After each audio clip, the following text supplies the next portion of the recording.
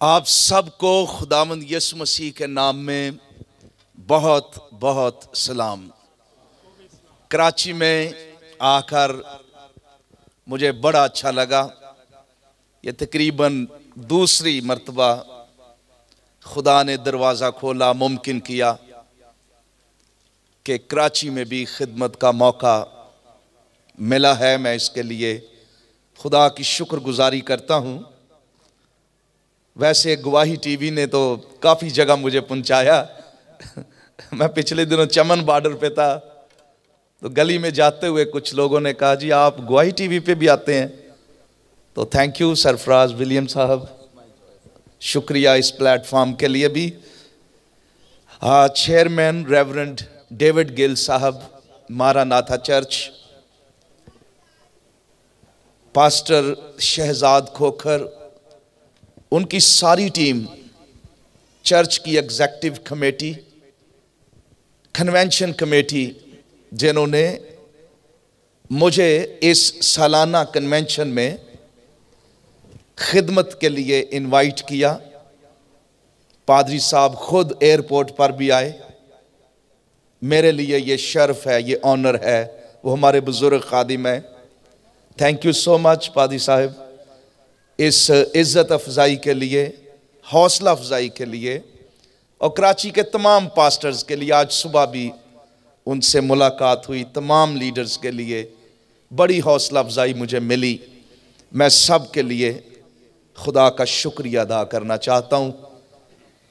तो आइए खुदा का कलाम, इस कन्वेंशन का मजमून, और ये सिर्फ इस कन्वेंशन का मजमून नहीं, ये बाइबल मुकद्दस का सबसे मरकजी मजमून है। The most important topic, Alamgir topic, और वो है नजात। बाइबल मुकद्दस के तमाम सहाइफ, स्क्रिप्चर्स, कुर्बानियां, खुदा के बेटे का मुजस्सम होकर जमीन पर आना, खुदा का इटर्नल प्लान दुनिया के लिए, उसका मरकज इंसान की निजात है। और मुझे बड़ा अच्छा लगा, बड़ी खास आयत उन्होंने चुनी। मेरे साथ निकालिए तिमोथियस का पहला खत, पहला बाब, दूसरा बाब, उसकी चौथी आयत है। और यहां पर लिखा है, जरूर निकालिए ये इक्तबास, पहला तिमोथियस दूसरा बाब, उसकी चौथी आयत है। लेकिन यह पूरा पैसेज इस आयत के साथ ऊपर और नीचे जुड़ा हुआ है। लफ्जों पर गौर कीजिए। पहले तो चौथी आयत पढ़ना चाहता हूं। वो चाहता है कि सब आदमी निजात पाएं। कितने आदमी? ये एक जनरल टर्म है। इसका मतलब है हर एक इंसान, जिसमें मर्द, औरत, बच्चे, सब से मुराद सब है। ऑल, सब आदमी निजात पाएं और सच्चाई की पहचान तक पहुंचे। सब लफ्ज जो है, ये इस पैसेज का कुलीदी लफ्ज है। सब, अगर आप पहली आयत से पढ़ें छठी आयत तक, तो तकरीबन 6 दफा लफ्ज सब आपको मिलेगा। और पलूस यहां पर एक अहम मैसेज, चूंकि पासबानी खतूत है, तो पासबानों को और चर्च को बहुत अहम मैसेज दे रहा है। अगर हम इसका कॉन्टेक्स्ट पढ़ें, वो ये कह रहा है कि मैं सबसे पहले, फिर लफ्ज सब, first of all, above all, सबसे पहले ये नसीहत करता हूं। क्या नसीहत? मुनाजातें, दुआएं, इल्तिजाएं, शुक्रगुजारियां सब आदमियों, फिर लफ्ज सब आदमियों के लिए की जाए।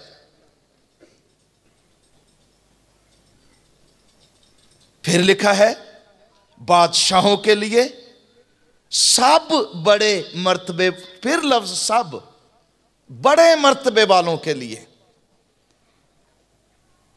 और यहां पर पहला फोकस पॉइंट चर्च के लिए, पासवानों के लिए।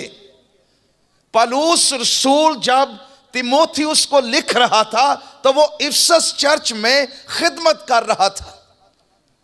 पौलुस रसूल उसको चर्च के प्रोग्राम के बारे में, लोग कैसे उसकी एक्टिविटी, ज़ाब्ता, डिसिप्लिन, चर्च के बारे में बहुत सी चीजें उसको बयान कर रहा था कि बेवाओं को कैसे डील करना है, एल्डर्स को कैसे मुकर्रर करना है, उनकी क्वालिफिकेशन क्या होगी, ये सारी चीजें। Church activity, church program. लेकिन church programs, church activities, church का डिसिप्लिन, इसको मद्देनजर रखते हुए द टॉप प्रायोरिटी, चर्च की सबसे बुनियादी खिदमत, पौलुस कहता है वो दुआ की खिदमत है। सबसे पहले, यानी चर्च की तमाम एक्टिविटीज में जो सबसे बुनियादी बात, सबसे जरूरी बात है, वो कलीसियाई प्रेयर मीटिंग है, दुआ है।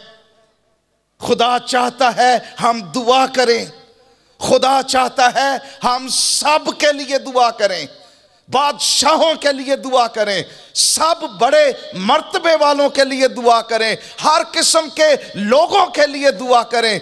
क्यों? पहली बात, दुआ क्यों करें? इसलिए यह लिखा हुआ है दूसरी आयत में, इसलिए कि हम कमाल दीनदारी और संजीदगी से अमन व अमान के साथ जिंदगी गुजारें। दुआ की इंपॉर्टेंस, दुआ का ताल्लुक, पहली बात, कमाल दीनदारी संजीदगी से अमन व आराम के साथ जिंदगी गुजारने के साथ। और इसका कॉन्टेक्स्ट ये है, नेहरू बादशाह ऐसे कवानीन क्रिश्चियन के लिए बन गए। जुल्म, इज़ारसानी, मुश्किल, चर्च के लिए एक डिफिकल्ट टाइम था। तमाम कवानीन चर्च के खिलाफ बनाए जा रहे थे उस वक्त, पहली सदी में। और जिंदगी गुजारना, दीनदारी को कायम रखना, godly life, testimony, sharing the gospel, इंजील की मुनादी, चर्च की एक्टिविटीज, ये बड़ी मुश्किल हो रही थी, पीस नहीं था। लेकिन पौलुस कहता, अगर तुम इन चीजों को कंट्रोल करना चाहते हो, ओवरकम करना चाहते हो, संजीदगी चाहते हो, दीनदारी और अमन और आराम चाहते हो अपने मुल्क में, तो फिर तुम्हें टॉप प्रायोरिटी वो दुआ को बनाना होगा, बादशाहों के लिए दुआ। क्योंकि जब हम दुआ करेंगे, खुदा जो है वो बादशाहों के दिलों को तब्दील करेगा। जब हम दुआ करेंगे, खुदा जो है वो हमें, हमारे मुल्क में सलामती बख्शेगा। जब हम दुआ करेंगे, इसका ताल्लुक जो है हमारी दीनदारी से है। दुआ करना। और फिर लिखा हुआ है, यह लफ्ज दीनदारी भी एक कुलीदी लफ्ज है पासबानी खतूत का, इसका मतलब है गॉडली लाइफ या होलीनेस, प्योरिटी। इसका मतलब है पाक जिंदगी गुजारने की ताकत दुआ हमें देती है। और फिर आगे लिखा है, ये हमारे खुदावंद मुनज्जी के नजदीक उम्दा और पसंदीदा है। क्या? दुआ। यानी पहली बात, दुआ का ताल्लुक मेरी दीनदारी से है, दुआ का ताल्लुक अमन व आराम से है, दुआ का ताल्लुक ये खुदा के नजदीक उम्दा, इसका मतलब है कि एप्रिशिएटेबल, खुदा जिस चीज को सबसे ज्यादा ऑनर करता है, खुदा जिस चीज को सबसे ज्यादा पसंद करता है, खुदा जिस चीज को सबसे ज्यादा एप्रिशिएट करता है, वो चर्च की प्रेयर लाइफ है। जब चर्च गुनहगारों के लिए घुटने टेकता है, जब चर्च रूहानी जंग करता है, जब चर्च दुआ के लिए कौमों को मांगता है, जब चर्च दुआ में खुदा से अपने मुल्क की सलामती मांगता है, जब चर्च तमाम बड़े मर्तबे वालों के लिए, बादशाहों के लिए दुआ करता है। और फिर तीसरी वजह दुआ की यहां पर लिखी है, वो चाहता है कि सब आदमी निजात। अब तीसरी बात, खुदा क्यों चाहता है कि दुआ चर्च की टॉप प्रायोरिटी हो? क्योंकि दुआ का ताल्लुक गुनहगारों की निजात के साथ, बादशाहों की निजात के साथ, सब बड़े मर्तबे वालों की निजात के साथ है, सब तरह के गुनहगार लोगों की निजात के साथ है। हम क्यों दुआ करें? अरे ये प्रेयर एवेंजलिज्म है। हम दुआ में बिशारत के लिए रास्ते हमार करते हैं। हम क्यों दुआ करें? क्योंकि कलाम में नीचे लिखा है, ताकि मुनासिब वक्तों में उसकी गवाही दी जाए। 6 आयत में, यानी जब चर्च दुआ करता है बादशाहों के लिए, यहां मुनासिब वक्त है, प्रोफेटिक टाइम्स।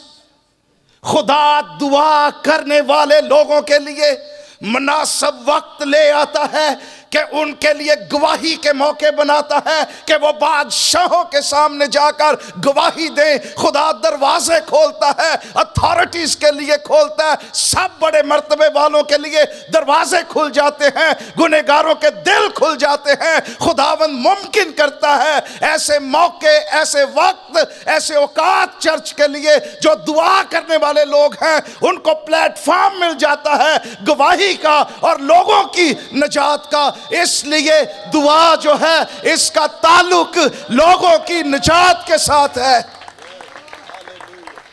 और ये चर्च की सबसे बड़ी जिम्मेदारी है। खुदा का कलाम ये कहता है, एक तो की वर्ड है, नीचे लिखा हुआ है 6 आयत में, क्योंकि खुदा और इंसान के दरमियान में एक ही दरमियानी है, एक। और फिर लफ्ज आ जाता है, यानी मसीह यीशु जो इंसान है, जिसने अपने आप को, फिर लफ्ज सब के फिदिये के लिए दे दिया। एक तरफ लफ्ज सब बड़े मर्तबे वाले, सब आदमी, सब कबीले, सब कौमें, सब मजहब, सारी दुनिया। एक तरफ सब ऑल। लेकिन दूसरी तरफ लिखा हुआ है एक दरमियानी है, खुदा और इंसान के बीच में, बादशाहों और एक खुदा के बीच में, एक कौमों और खुदा के बीच में एक शख्स दरमियानी है। एक तरफ सारे हैं, गुनहगार हैं, वो कोई भी है, वो सब किस्म के लोग हैं। लेकिन दूसरी तरफ एक निजात दहिंदा है जिसने सब के लिए फिदिये में दे दिया। और कलाम क्या कहता है कि दुआ करो ताकि लोग यीशु को जाने, लोग यीशु मसीह को जाने और सच्चाई की पहचान तक पहुंचे। और वो जाने कि यीशु मसीह सिर्फ एक मौजज़े करने वाला हीलर नहीं, सिर्फ उस्ताद नहीं। बहुत से लोग उस वक्त भी यीशु मसीह के बारे में जानते थे। कोई कहता था एलिया है, कोई यूहन्ना बपतिस्मा देने वाला है, कोई नबियों में से कोई है। आज भी दुनिया यीशु मसीह के बारे में पूरी सच्चाई नहीं जानती। उनके पास थोड़ी बहुत सच्चाई है कि वो कुंवारी से पैदा हुआ, उनके पास सच्चाई है कि वो मौजज़े करने वाला है, सच्चाई है कि वो नबी है, वो उस्ताद है, वो एक रास्तबाज शख्स था, वो बड़े मौजज़े करने वाला था, बड़ा मुअल्लिम था। लेकिन सच्चाई एक चीज दो दुनिया नहीं जानती कि वो सब कुछ है, लेकिन सबसे बड़ी बात वो दुनिया का निजात दहिंदा है, वो आसमान का दरवाजा है। कोई उसके बगैर खुदा की बादशाही में नहीं जा सकता। वो राह और हक और जिंदगी है, वो दरवाजा है, वो खुदा तक जाने का रास्ता है। इसलिए उसको जानना, उसको समझना, सच्चाई तक पहुंचना, इसका ताल्लुक हमारी दुआओं के साथ है। और जो चर्च गुनहगारों के लिए दुआएं करेगा वो निजात के मौजज़े देखेगा। नाम ले लेकर बादशाहों के लिए शफायत करेगा, कौमों के लिए शफायत करेगा। वो निजात के मौजज़े देखेगा। लेकिन आओ आगे बढ़े। हमने पढ़ा खुदा चाहता है। ये जो लफ्ज है चाहता, डिजायर, इसका मतलब है खुदा की प्रायोरिटी, उसकी burning desire, the top desire of God's heart, burning desire. खुदा चाहता है, ये उसका दिल है, ये उसकी ख्वाहिश है। खुदा की दिल की पुकार और तमन्ना और विश और ख्वाहिश और प्रायोरिटी है। खुदा चाहता है। और क्या चाहता है? कि सब आदमी निजात पाए। ये खुदा की टॉप प्रायोरिटी है। और निजात उस वक्त लोग पाएंगे, और हम दुआ निजात के लिए लोगों की उस वक्त करेंगे जब ये मेरी टॉप प्रायोरिटी होगा कि मैं भी चाहता हूं, मेरा दिल खुदा के साथ ट्यून हो चुका है। खुदा चाहता है लोग निजात पाएं, मेरा दिल भी चाहता है कि लोग निजात पाएं। जब ये मेरी ख्वाहिश भी बन जाएगी, उस वक्त मेरी दुआएं, मेरी मुनादी ये तब्दील हो जाएगी। फिर लिखा है खुदा किसी की हलाकत नहीं चाहता। दूसरा पत्रस 3 बाब 9 आयत, बल्कि ये चाहता है। खुदा के दिल को थोड़ी देर के लिए देखिए, खुदा क्या चाहता है। बल्कि ये चाहता है कि सब की तौबा तक नौबत पहुंचे। ये खुदा चाहता है, किसी की हलाकत नहीं चाहता।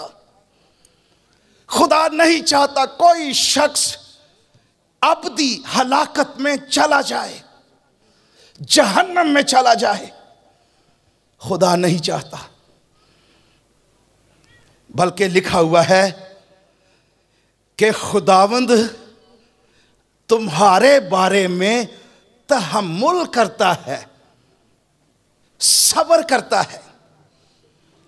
अरे खुदा का तहम्मुल, उस वक्त लोग ठट्ठा कर रहे थे कि उसके आने का वादा कहां गया। उसने कहा था मैं आऊंगा, वो देर क्यों कर रहा है। पतरस कहता जिसको तुम देर कहकर ठट्ठा करते हो, अरे वो देर नहीं, वो डिले नहीं, वो तहम्मुल है। वो खुदा के फजल का वक्त है, खुदा की मोहब्बत का एक एक्सप्रेशन है। अगर वो आज आ जाए तो गुनहगार जिन तक इंजील नहीं पहुंची या जिन्होंने अपनी जिंदगी खुदा को नहीं दी, वो उसके चेहरे की ताब ना ला सकेंगे, वो जल जाएंगे, वो जहन्नम में चले जाएंगे। और खुदा नहीं चाहता कि कोई हलाक हो, वो तहम्मुल करता है, वो अदालत को रोके हुए है। खुदा कहर करने में धीमा है, ये उसकी फितरत है, उसकी शफकत गनी है, उसमें मोहब्बत वो ज्यादा भरी हुई है। और उसकी मोहब्बत का अंदाजा कीजिए, सिर्फ अदालत का एक दिन उसने मुकर्रर किया, लेकिन सदियां गुजर गई, फजल का दौर जारी है, इंजील फैल रही है। खुदा की मोहब्बत का जो सदियों तक फैली हुई है, सिर्फ अदालत का एक दिन उसने मुकर्रर किया, लेकिन सारी सदियां, सारे साल, सारे जमाने, फजल के जमाने, इंसान को मौका देना, तहम्मुल करना, कलाम करना, उसको तौबा की तौफीक देना, ये उसका फजल है। हालेलुया।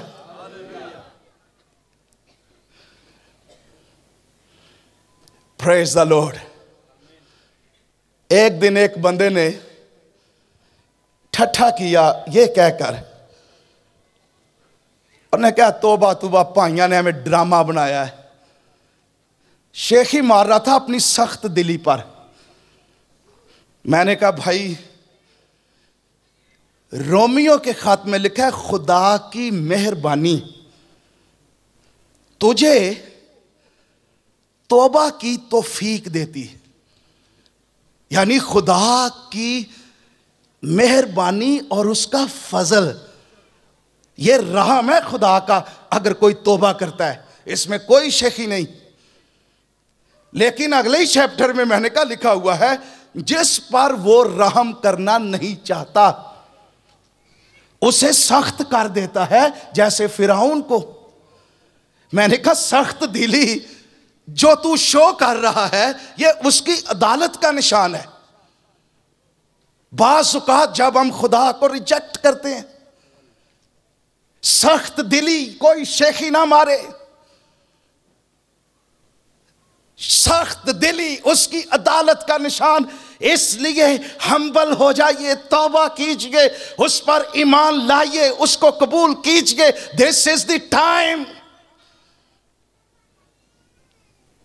और खुदा की फितरत की ये बात है, वो कहर करने में धीमा है, रुक जाता है, और वो शरीर की मौत में उसको खुशी नहीं है। इसलिए खुशखबरी पर ईमान लाना। और खुशखबरी क्या है? यूहन्ना 3:16 जब हम पढ़ते हैं कि खुदा ने दुनिया से ऐसी मोहब्बत रखी, अरे ये खुशखबरी है, सारी दुनिया से खुदा ने मोहब्बत रखी। और उसकी मोहब्बत का सबूत क्या है? उसने अपना इकलौता बेटा यीशु बख्श दिया। द ग्रेटेस्ट गिफ्ट खुदा ने बख्श दिया दुनिया को।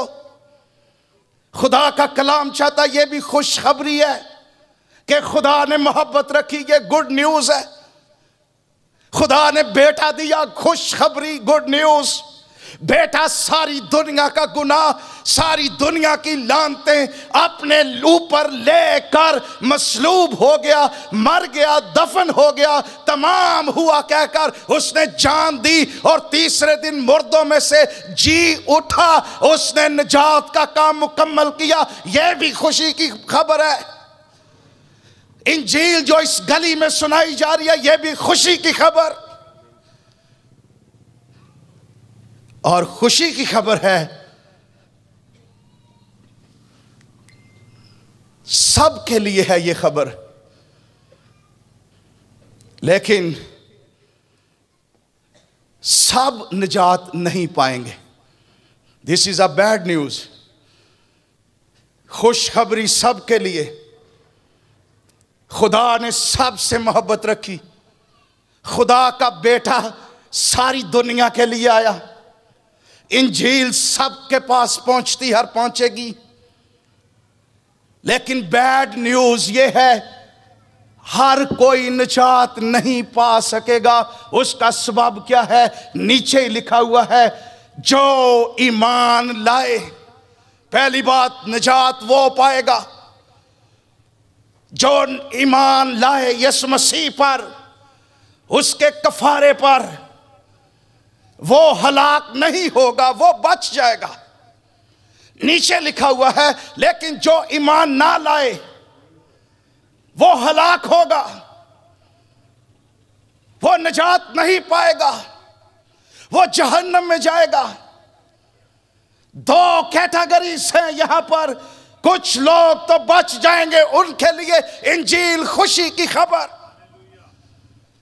लेकिन बैड न्यूज फॉर दोस जो रिजेक्ट करेंगे।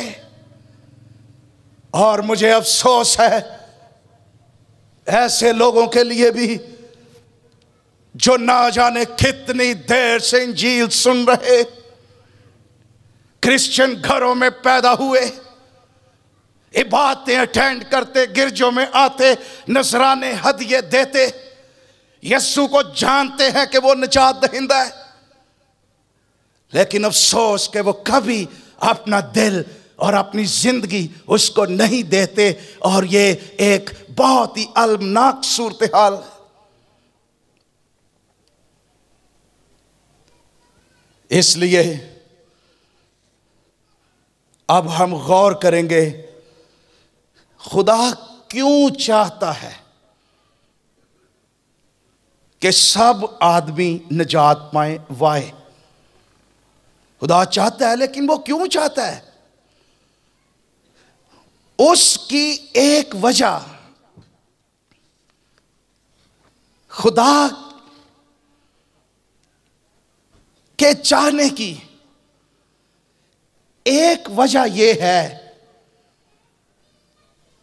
कि सब गुनहगार जो निजात नहीं पाएंगे वो जहन्नम में चले जाएंगे। याद रखिए, क्यों चाहता है खुदा? और ये जहन्नम जो है, खुदा ने इंसान के लिए नहीं बनाई, गुनहगारों के लिए नहीं बनाई। इसका पर्पस मत्ती की इंजील में लिखा हुआ 25वें बाब की 41वीं आयत में कि जहन्नम की आग जो इब्लीस और उसके फरिश्तों के लिए तैयार की गई है, ये उनके लिए खुदा ने तैयार की। क्योंकि खुदा नहीं चाहता कि इंसान जहन्नम में जाए। खुदा मोहब्बत का खुदा है। ये जहन्नम इब्लीस और उसके फरिश्तों के लिए तैयार की गई, लेकिन अफसोस कि वो जो खुशखबरी को रद्द करते हैं और उसको कबूल नहीं करते, वो उन फरिश्तों और इब्लीस के साथ जहन्नम में जाएंगे। And this is horrible. आज ही हम बात कर रहे थे उस अमीर आदमी की, अब्राहम के सामने। अरे ये ऐसा शख्स जो ही जमीन पर इसकी आंख बंद हुई, इसका सांस रुक गया, ये नहीं जानता था, ये तो जिंदगी ऐसे गुजार रहा था जैसे हमेशा जिंदा रहेगा। कलाम कहता है कि ये एक तो दौलतमंद था, दूसरा हर रोज महीन कतानी सूट लिबास पहनता, शानो शौकत से रहता, इसकी टेबल पर खाने ही खाने थे, ये दौलतमंद था, ये जिंदगी को एंजॉय कर रहा था। इसने कभी सोचा भी नहीं था कि जिंदगी एकदम बदल जाएगी, कभी नहीं सोचा था। शानो शौकत से रहता, लोग इसको सल्यूट करते थे। ये अपने मेडिकल टेस्ट भी शायद करवाता होगा, भाई मुझे तो कोई बीमारी नहीं है। इंसान, कलाम कहता है, अपनी बेहतरीन हालत में भी बिल्कुल बेक़याम है। ज़बूर 39 5वीं आयत में। और एक दिन क्या हुआ, लिखा ये मर गया। और वेरी सेकंड मूवमेंट, ये जहन्नम में था। और वहां पर क्या हुआ? तड़पने लगा, पानी की एक बूंद, सिसकने लगा, सब कुछ बदल गया। वहां से ये चिल्लाने लगा, बाप अब्राहम, लाजर को पहली रिक्वेस्ट तो इसने की, मेरे पास भेज, अपनी उंगली तर करके मेरी जुबान पर रखे। और इसको मैसेज ये मिला, तेरे और हमारे दरमियान एक बहुत बड़ा गड़ा है, बहुत बड़ा गड़ा। यह पुराने अहदनामे की पिक्चर है। कोई उधर से हमारी तरफ नहीं आ सकता, तेरे लिए कोई उम्मीद नहीं। दूसरी बात, ये रिक्वेस्ट कर रहा था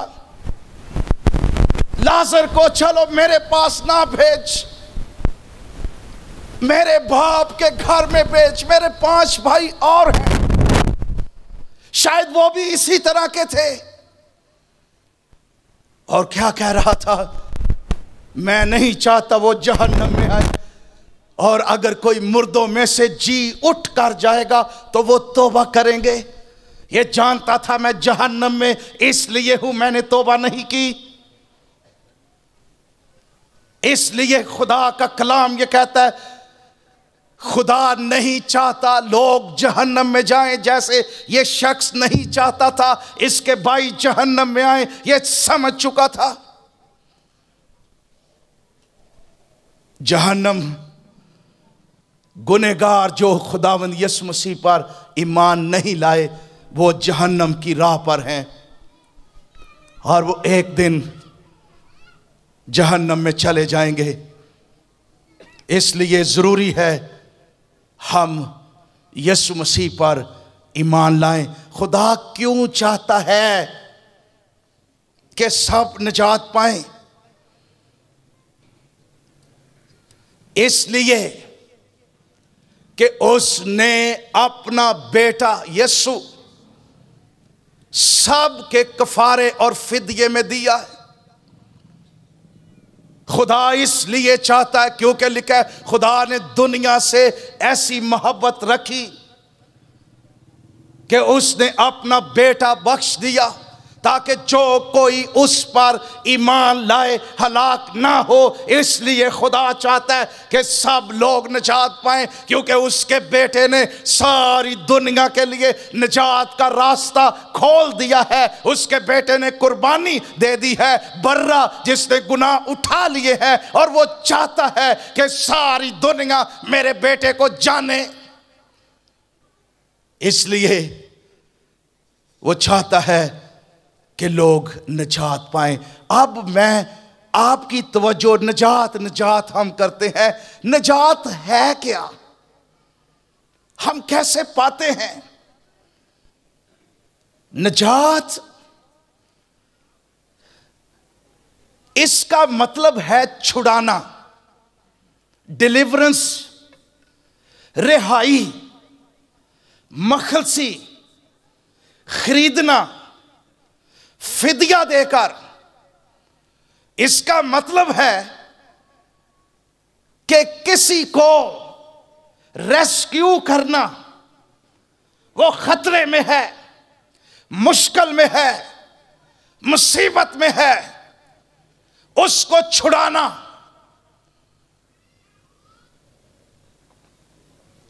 और कुलुसियों पहला बाब 13वीं आयत में पहली बात, निजात किस से खुदावंद हमें देता है? पहला बाब 13वीं आयत में लिखा है, उसी ने हमको तारीकी के कब्जे से छुड़ाकर, यानी निजात देकर, छुड़ाना, रेस्क्यू करना, तारीकी के कब्जे से छुड़ाकर अपने अजीज बेटे की बादशाही में दाखिल किया। ये जो लफ्ज है दाखिल किया, नीचे ये रेफरेंस बाइबल में भी लिखा हुआ है, मुंतकिल करना, और यूनानी में इसका यही मतलब है कि शिफ्ट होना या ट्रांसफर होना। एक जगह से from one place to another, यानी जो शख्स निजात याफ्ता नहीं है वो तारीकी की डोमिनियन में है, उसके कब्जे में है। गुनाह, बदरूहें, तारीकी, इब्लीस के लश्कर और तारीकी के हुक्मरान, उनकी गुलामी के नीचे उसके कब्जे में वो है। और ये कब्जा इतना मजबूत है कि दुनिया की कोई ताकत बदरूहों के लश्करों से, तारीकी के कब्जे से इंसान को छुड़ा नहीं सकती। नहीं तो पूछो वो गरासीनियों के इलाके में जिसमें बदरूहों का लश्कर था, डॉक्टरों ने उसको लाइलाज कर दिया, पता नहीं कहां कहां लेकर गए, कितनी जंजीरों में बांधते थे, वो तोड़ देता था, वो कब्रों में रहता था। एक जिंदा शख्स वो कपड़े भी नहीं पहनता था और वो अपने आप को जख्मी करता था, इसलिए कि वो बदरूहों के डिमोनिक पावर्स के कब्जे में था। और हर एक इंसान, चाहे वो ऊपर से कितना खूबसूरत लगे, चाहे वो लग्जरी घर में रहे, लेकिन स्पिरिचुअली वो तारीकी के कब्जे में है, डोमिनियन में है, जहां पर कोई पीस नहीं। इस डोमिनियन में लोग खुदकुशियां करते हैं, इस डोमिनियन में लोग एक दूसरे को कत्ल करते हैं, क्योंकि ये तारीकी का कब्जा है। और इब्लीस चाहता है लोग मरें, लोग कत्ल करें, लोग एक दूसरे को नुकसान पहुंचाएं, लोग खुदकुशियां करें, लोग खुदा के खिलाफ बगावत करें। ये तारीकी का सख्त तरीन कब्जा है। लेकिन जो कोई यीशु मसीह को कबूल करता है, स्पिरिचुअल रैलम में खुदा उसको छुड़ाता है अपने बेटे के खून के वसीले से, और उस कब्जे से वो स्पिरिचुअली ट्रांसफॉर्म हो जाता है टू दी अदर साइड, जहां रोशनी है, जहां खुदा के बेटे की बादशाही, जहां पीस है, जहां जिंदगी है, जहां सलामती है, जहां इंजॉय बंदा करता है। वो रहता उसी घर में, रहता उसी मोहल्ले में है, रहता उसी दुनिया में है। लेकिन स्पिरिचुअल रैलम में एक जबरदस्त तब्दीली आती है निजात के बाद। और ये बिल्कुल ऐसे ही जैसे पलूस और सिलास कैद खाने में थे फिलिपी में, और बंद कोठरी में उनको बैंत लगे, उनको कोड़े लगे, उनके पांव काठ में डाले हुए थे, खून रस रहा था अंदर के कैद खाने में। लेकिन ये तो फिजिकली वो ऐसा था, अंदर से रूह में वो खुदा के बेटे की बादशाही में थे, जहां जिंदगी है, जहां सलामती है, जहां जॉय है, जहां बाहर के हालात उस पर गालिब नहीं आते हैं। अरे वो अंदर से तो रूह में गीत गा रहे थे। दुनिया और इब्लीस और बदरूहें अब उनको छू नहीं सकती, वो गा सकते हैं, वो बंद कोठरियों में भी गीत गा सकते हैं। ते दूसरी जानब दरोगा, जरा सी मुसीबत आई कि वो कैदी भाग गए, उन्हें अंदर जाकर भी नहीं देखा, तलवार खींची और अपने आप को ए तारीकी दी बादशाही है। जरा सा प्रेशर आया है ते खुदकुशी, इब्लीस का नाम मर जा, खत्म कर ला अपने आप में। लेकिन पलूस के बारे में लिखा है, अरे उसने अंदर से बड़ी आवाज से चिल्लाकर कहा, अपने तई नुकसान ना पहुंचा। अरे ये वो शख्स जो उसको उनको कोड़े लगा रहा था, अपने तई नुकसान ना पहुंचा। खुदा के लोग, निजात याफ्ता लोग किसी का नुकसान नहीं चाहते, उनकी फितरत भी खुदा जैसी है, वो चाहते हैं उनके दुश्मन भी निजात पाए और यीशु को जाने। उनकी फितरत में मोहब्बत है, वो चाहते हैं कि लोग बच जाएं, क्योंकि रूहुल कुद्स उनके अंदर है और खुदा के बेटे की स्पिरिट और नेचर और मिजाज उनके अंदर है जो बचाना चाहता है। और पलूस ने बड़ी आवाज से चिल्लाकर जब ये कहा तो ये शख्स कांपने लगा, और कहता है, ऐ साहिबो, मैं क्या करूं कि निजात पाऊं। अरे पौलुस ने कहा, यीशु मसीह पर ईमान ला तो तू और तेरा घराना निजात पाएगा। हालेलुया। तू भी हमारी तरह बंद कोठरियों में गा सकेगा। निजात तारीकी के कब्जे से, इसको पौलुस कहता है अंधेरे से रोशनी में और शैतान के इख्तियार से खुदा की बादशाही में आना। आज बहुत सारे लोग हैं वो तारीकी की बादशाही के कब्जे में हैं, लेकिन ये सिर्फ हमारा बाप है खुदावंद यीशु मसीह के वसीले से हमें छुड़ाता है और ये कब्जा टूट जाता है। तारीकी की कुव्वतें छोड़ देती है और सलीब की कुदरत बीच में आ जाती है और हम बच जाते हैं। फिर निजात का एक और दूसरा पहलू, पहला पतरस पहला बाब 18वीं आयत, यहां निजात के लिए लफ्ज जो है खलासी, और खलासी किससे? पहले हमने देखा तारीकी के कब्जे से। दूसरी बात जो हम यहां पर देख रहे हैं वो है निकम्मे चाल चलन से जो बाप दादा से चला आता है। पतरस यहां पर क्या कहता है? निजात तुम्हारी खलासी उस निकम्मे चाल चलन से जो बाप दादा से चला आता है। ये जो लफ्ज है ना, चला आता है, ये बिल्कुल ऐसे ही है जैसे पानी का बड़ा रेला, सैलाबी रेला बड़ी ताकत के साथ चला आ रहा है और वो सारी गाड़ियां और जो कुछ भी है उनको बहाए लिए आता है, जिसे कोई रोक नहीं सकता। ये रेला आदम से लेकर बाप दादा से चला आ रहा था।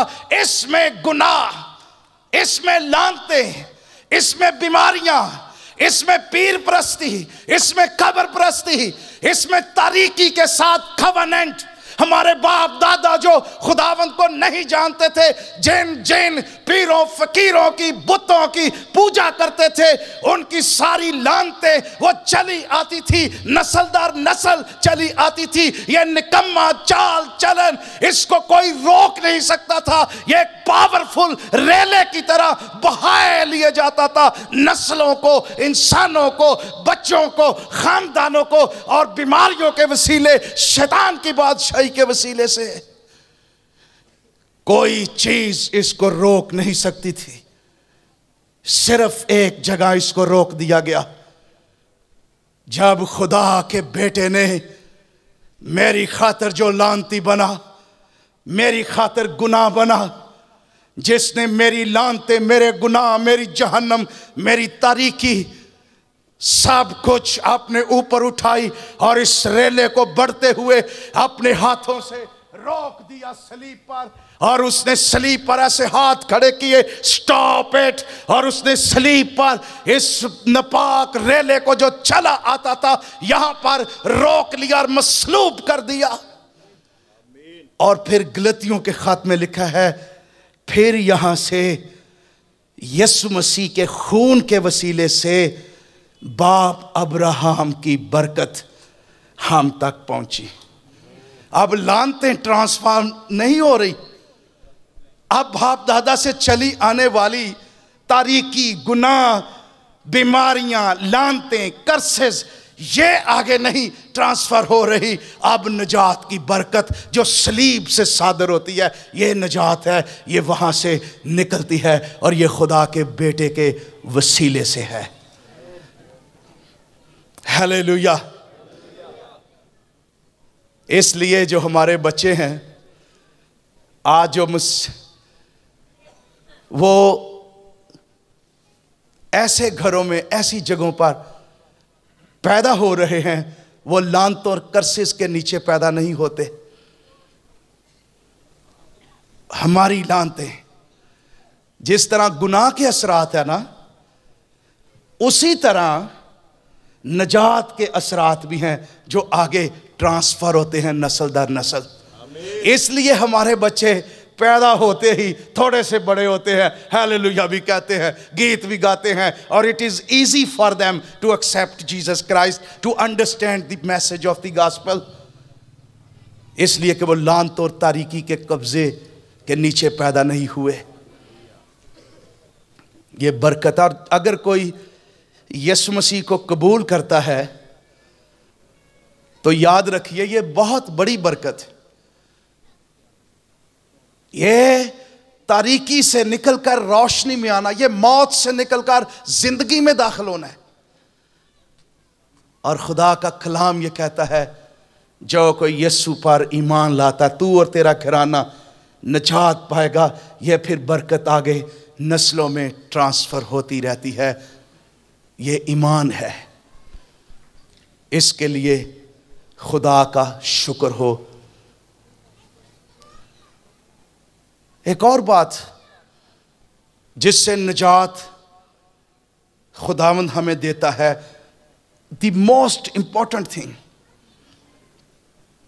वो है मारूसी गुनाह या पुरानी सृष्ट की गुलामी से रिहाई। जो गुनाह करता है वो इसलिए गुनाह करता है क्योंकि वो गुनाह का गुलाम है। चोर इसलिए चोरी नहीं करता वो चोर है, वो चोरी इसलिए करता है क्योंकि वो गुनाह का गुलाम है। और यह बहुत, इसको पुरानी इंसानियत भी कहा गया। और जुमले बने हुए हैं, नेचर नेवर चेंज, के फितरत नहीं बदलती। ये मुहावरे हैं,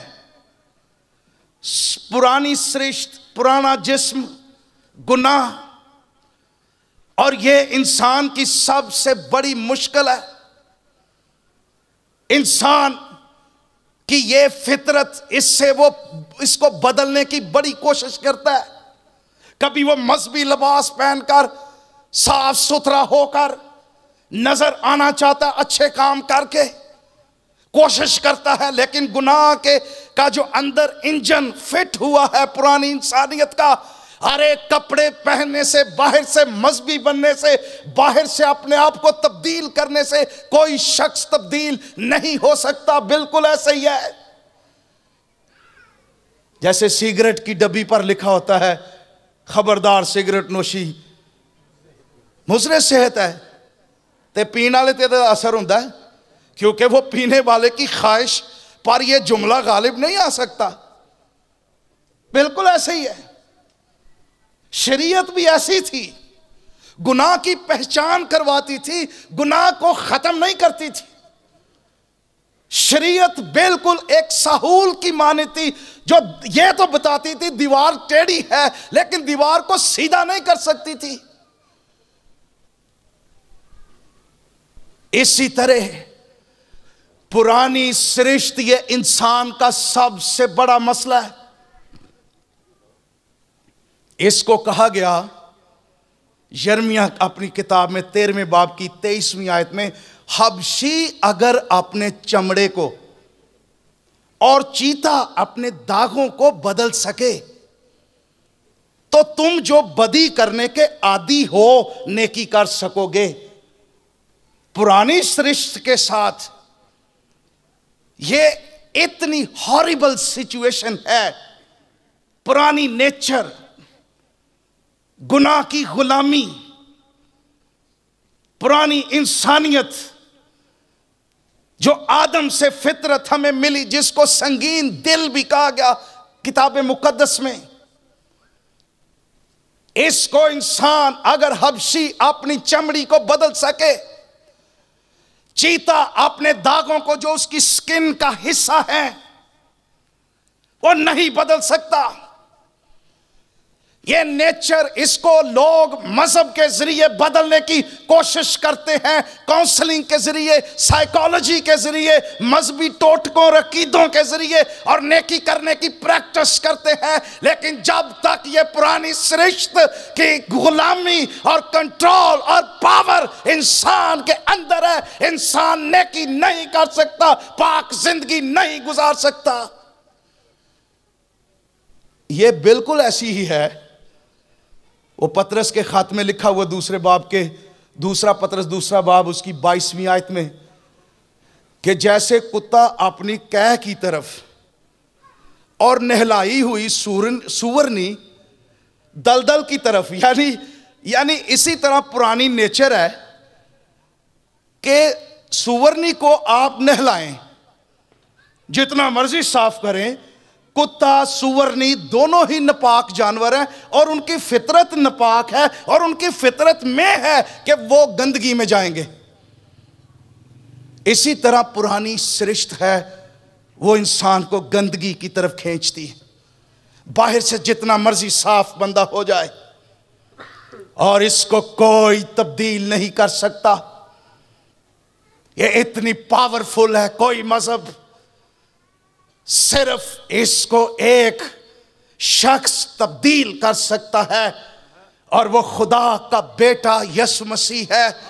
उसका कलाम, उसकी कुदरत, जब कलाम होता है तो वो ऐसे सृष्टि का ऑपरेशन करता है। लिखा है जब उन्होंने ये सुना तो उनके दिलों पर चोट लगी। ये चोट, इसके लिए जो यूनानी लफ्ज है, इसका मतलब है नोखदार तेज हथियार से छेद देना, ये इसका मतलब है। तो खुदा क्या करता है? अपने कलाम की कुदरत से, इंजील जो खुदा की कुदरत है, जिसमें नजात की कुदरत है, अपने कलाम की कुदरत से सख्त दिल और पुरानी इंसानियत के गुलाम शख्स के दिल को चीरता, उसकी पुरानी इंसानियत का ऑपरेशन करता है, उसको नया दिल देता, नई रूह उसके बातन में डालता, उस पर रूहुल कुद्स नाज़िल करता, उसको नई जिंदगी में चलने की तौफीक मिल जाती, वो निजात पा जाता, वो नया हो जाता और सब चीजें जो पुरानी थी वो जाती रहती है और वो नई हो जाती है। इंसान ट्रांसफॉर्म हो जाता और बदल जाता है। ये एक जबरदस्त तजर्बा है और ये इंजील की कुदरत और यीशु के नाम में ये तजर्बा होता है। और फिर बंदा गीत भी गाता है, फिर चेंज आता है। आजकल दी तोबा मैनू किसी ने कहा जी, ये मैं अक्सर लोगों को कहता हूं जी, और उन्होंने जेड़े हर कन्वेंशन ते हाथ खड़ा कर दें कि भाई जब कब आपको निजात मिली, वो मुझे पानी का बपतिस्मा बता देते हैं, फलानी डेट को मैंने पानी का बपतिस्मा लिया। मैंने कहा नहीं, ये चोट कब आपको लगी थी, कैसे लगी थी, मुझे बताएंगे आप? ये पावरफुल तजर्बा है, लेकिन बहुत कम लोग बताते हैं। इसलिए यह भी बहुत मुश्किल हो गया है समझना और जानना कि कौन निजात पा चुका है और कौन नहीं। उनमें 5 वो थी जिनके लिबास तो एक जैसे थे, लेकिन कुप्पियों में तेल नहीं था। Nobody nose. सब दूल्हे का इस्तकबाल के लिए जमा थी, सबके पास लिबास, सबके पास कुपियां, सब एक जैसी लगती थी। और मार्टिन लूथर ने तो कहा चर्च इनविजिबल है। ये जो नजर आ रहा है ना चर्च, ये चर्च नहीं है, चर्च इनविजिबल है। और वो खुदा जानता है कि कौन शख्स निजात याफ्ता है जो अंदर से वाकई तब्दील हो चुका है। इसलिए बहुत जरूरी है कि हम अपने आप को जानें और सिर्फ एक शख्स है जो सबको निजात दे सकता है, और वो खुदा का बेटा यीशु है। आखिरी बात करूंगा, एक दिन एक औरत जो ऐन फेल के वक्त पकड़ी गई थी, बहुत से फरीसी और उन्होंने हाथों में पत्थर पकड़े हुए थे, बड़ी भीड़, बड़े छोटे सारे मिलकर, और ये मजहब है, उसको घसीट कर बालों से उस औरत को यीशु के सामने ले आए। यह यूहन्ना 8वें बाब में लिखा हुआ है। और क्या कहते हैं? कहते हैं मूसा ने हमें कहा है कि ऐसी औरत को पत्थर मार मार कर संसार कर दिया जाए। तू इसके बारे में क्या कहता है? अब लिखा हुआ है वो यीशु मसीह पर इल्जाम लगाने का बहाना ढूंढ रहे थे। अगर यीशु कह दे नहीं नहीं इसको कोई पत्थर नहीं मारेगा, तो हम कहेंगे ये मूसा की और शरीयत की मुखालफत करता है। अगर हम कहेंगे यीशु के हाँ हाँ मारो इसको पत्थर, हम ये कहेंगे तू तो कहना मैं दुनिया का नजात दहिंदा है, तो तू तो इस औरत को बचा नहीं सका। लेकिन मसीह के बारे में क्या लिखा हुआ है कि वो उंगली से जमीन पर 2 दफा लिखा हुआ है कि वो कुछ लिखने लगा। वी डोंट नो, क्योंकि पूरी बाइबल में उंगली से लिखने के 2 वाकयात है। एक तो 10 हुक्म खुदा ने लिखे, दूसरा दारा बादशाह के दौर में दानियल की किताब में मिन्ने मिन्ने तकीलो फरसीन कि तू तराजू में तोला गया कम निकला, यह भी उंगली से खुदा ने लिखा। हम नहीं जानते मसीह क्या लिख रहा था।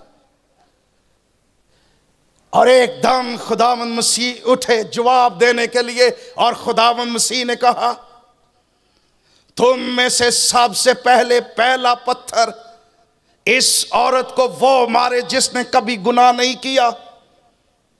यीशु मसीह के जुमले में इतनी कुदरत थी, कायलियत थी। ये मजहबी लोग, इनके दिलों के अंदर ये जुमला तलवार की तरह इनके जमीरों पर लगा।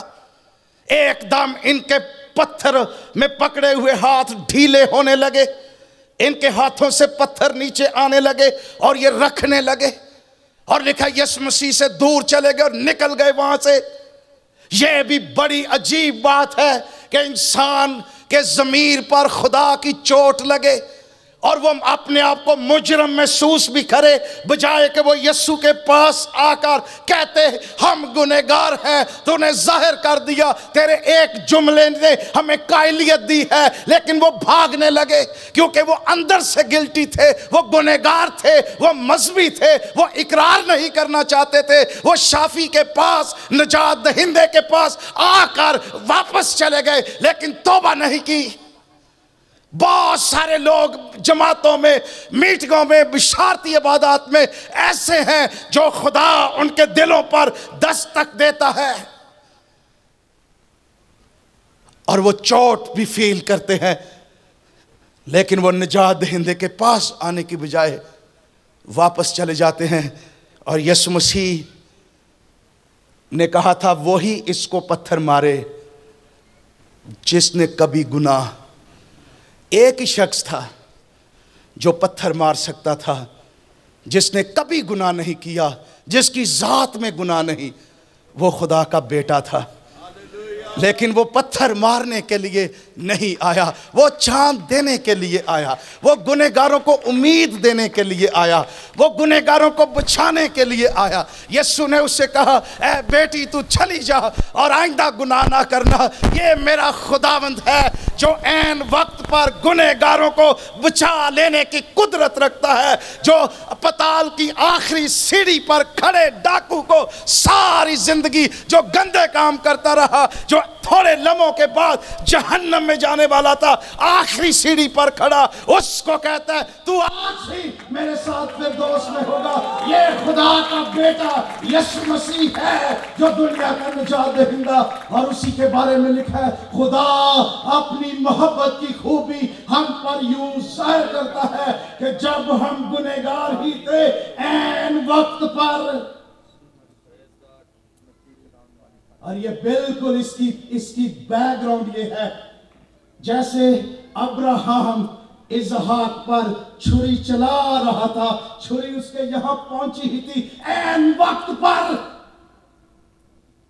बर्रा मुहैया कर दिया गया।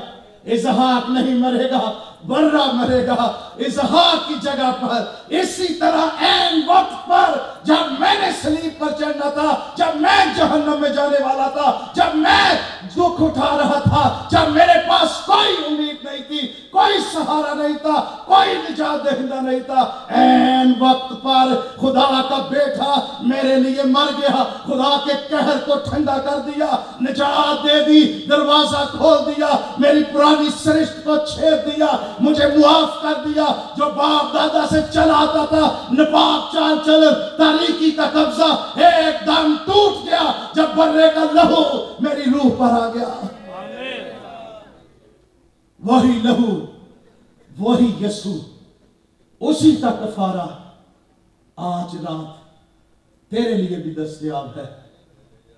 पादरी हिस्कल सरोज का क्या सोना गीत है, जिन्होंने माफी मिल गई है। ओए होए, उन्होंने भाग जागे। कलाम कहता है मुबारक है वो शख्स जिसकी खताएं ढांपी गई और जिसकी बद किरदारी को खुदावंद हिसाब में, वो फिर सलीब के खाते च चली जाती। वो मेरी वही खाते च नहीं रही जिसको खुदावंद हिसाब में नहीं लाता, वो यीशु के खाते च पा देता है। हालेलुया। ओह, अगर वो हमारे गुनाहों के मुआफिक हमसे सलूक करता, कोई शख्स उसकी अदालत में खड़ा नहीं रह सकता था। लेकिन खुदा का शुक्र हो, यीशु मेरी जगह मर गया। यीशु उन लानतों से छुड़ाने के लिए, मेरा एक पुश्ती पीछे जाए, मेरे अबू गुरु नानक के मानने वाले थे, हिंदू थे, उन्होंने मसीह को जिंदगी दी। अरे अब मैं खुदा का खादिम हूं। सारी लानतें रुक गई सलीब पर। ये कैसे मुमकिन है कोई शख्स बदल जाए? हाँ, ये मुमकिन है क्योंकि इंजील में कुदरत है, यीशु के लहू में कुदरत है। आज बहुत सारे लोग शैतान की बादशाही में दुख उठा रहे हैं, बदरूहों के लश्कर उनको सताते हैं। लेकिन आज रात में आपको मैसेज देना चाहता हूं, अगर आप यीशु पर ईमान लाएंगे, अभी तारीकी का गलबा टूट जाएगा। अगर तू निजात पाएगा तो लानते, गुनाह, शैतान, बदरूहें, तारीकी, बीमारियां और ये सारी पुरानी सरिश्त से पैदा होने वाले जिस्म के फल ये रुक जाएंगे और खुदा की जिंदगी तेरे अंदर आ जाएगी। सलीब की कुदरत तेरे अंदर एक नए इंसान को पैदा करेगी और वो नया आदम, उसकी फितरत, यीशु मसीह की फितरत तेरे अंदर आ जाएगी और तू बदल जाएगा और तू निजात पा जाएगा और तेरी जिंदगी में एक बड़ा चेंज आ जाएगा। और आज रात मैं उन लोगों के लिए दुआ करना चाहता हूं जो यीशु को कबूल करना चाहते हैं, और मैं चर्च को भी चैलेंज देना चाहता हूं कि दुआ हमारी प्रायोरिटी हो, गुनहगारों के लिए, बादशाहों के लिए, गवर्नमेंट के लिए। अगर हमारे दिल में है ये निजात पाए तो फिर दुआ करें। आइए अपनी आंखें बंद करें और अपने सरों को झुकाएं। हालेलुया। ओह, तेरा शुक्र। अगर आपको निजात मिली हुई है तो दिल से शुक्र करें निजात के लिए। आप चंद जुमलों में कहिए, तेरा शुक्र हो बर्रे के लहू के लिए, सलीब के लिए, इंजील के लिए, खुदा की बादशाही के लिए। आप ताकत पाएंगे। और जो बहन भाई चाहते हैं आज रात यीशु को कबूल करना, वो अपने कदमों पर खड़े हो जाएं और मैं उनके लिए दुआ करने लगा। जो आज अपना दिल, अपनी जिंदगी यीशु मसीह को देना चाहते हैं, उस पर ईमान लाना चाहते हैं, निजात पाना चाहते हैं। खुदा चाहता है आप निजात पाए, वो निजात देना चाहता है, उसकी प्रायोरिटी है, उसका बेटा तेरे लिए कुर्बान हुआ है, इसलिए वो चाहता है, उसकी शादमानी है। हालेलुया। बहुत से लोग जो आज रात यीशु को अपना दिल, अपनी जिंदगी देना चाहते हैं, वो फैसला कर रहे हैं, अपने दिल पर हाथ रखकर खुद दुआ करें, अपने गुनाहों का इकरार करें, उसको कहें, क्योंकि कलाम कहता है अगर हम अपने गुनाहों का इकरार करें तो उसके बेटे का खून हमें तमाम गुनाहों से, तमाम नाराजगी से पाक करने में सच्चा और आदल है। अभी उसका लहू दस्तयाब है जो आप पर आ जाएगा और आपका दिल पाक हो जाएगा। तारीकी जाती रहेगी, शैतान का गलबा टूट जाएगा, बदरूहों का कब्जा टूट जाएगा और खुदा के बेटे की सलीब और उसकी कुदरत आपकी जिंदगी में आ जाएगी और उसकी निजात का आप तजर्बा करें। हालेलुया। मैं आपके लिए दुआ करने को, आसमानी बाप, मैं तेरा खादिम होते हुए यीशु मसीह के नाम में इन तमाम बहन भाइयों के लिए जिन्होंने तेरा कलाम सुना और अपने दिलों को सख्त नहीं किया बल्कि खोल दिया है, तेरा कलाम पाक रूह की कुदरत से इनके दिलों में, जिंदगियों में ऐ खुदावंद उतर जाए और अंदर से गुनाह का कब्जा तोड़ के, पुरानी सृष्टि का गलबा तोड़ के एक नया बीज, एक नई कुदरत, नई जिंदगी, नया इंसान, नया आदम, नई फितरत, नया दिल, नई रूह इनके बातन में डाल और इनको बदल दे। इसी लम्हे यीशु के नाम में उसकी निजात तुम्हारे दिलों में और जिंदगियों में आ जाए। यीशु का खून तुम्हें धोए, बर्रे का खून तुम्हें धोए, यीशु के लहू से पाक हो जाओ और यीशु पर ईमान लाओ, उसको कबूल करो। हालेलुया। तेरा शुक्र हो, तेरा खून हमें पाक करता है, तेरी सलीब जुदाई को खत्म कर देती है और तेरे साथ हमें मिला देती है। तेरा शुक्र हो। मैं तमाम बहन भाइयों के लिए दुआ करता हूं, आज रात इन्हें निजात का गहरा गहरा तजर्बा दे, डीप ट्रांसफॉर्मेशन इनकी जिंदगियों में आ जाए, इनके घरों में आ जाए, इनके खानदानों में आ जाए, इनको फतह मिले, इनको गलबा मिले, इनको रास्तबाजी मिले, इनको खुदा की बादशाही का तजर्बा। मैं उनके लिए भी दुआ करता हूं जो यहाँ पर बीमार हैं, अपनी बीमारी की जगह पर भी हाथ रखिए। मैं उनके लिए भी दुआ करता हूं जो यहाँ पर बीमार हैं, अपनी बीमारी की जगह पर भी हाथ रखिए। मैं उनके लिए भी दुआ करता हूं जो यहाँ पर बीमार हैं, अपनी बीमारी की जगह पर भी हाथ रखिए। मैं उनके लिए भी दुआ करता हूं जो यहाँ पर बीमार हैं, अपनी बीमारी की जगह पर भी हाथ रखिए। मैं उनके लिए भी दुआ करता हूं जो यहाँ पर बीमार हैं, अपनी बीमारी की जगह पर भी हाथ रखिए। मैं उनके लिए भी दुआ करता हूं जो यहाँ पर बीमार हैं, अपनी बीमारी की जगह पर भी हाथ रखिए। मैं उनके लिए भी दुआ करता हूं जो यहाँ पर बीमार हैं, अपनी बीमारी की जगह पर भी हाथ रखिए। मैं उनके लिए भी दुआ करता हूं जो यहाँ पर बीमार हैं,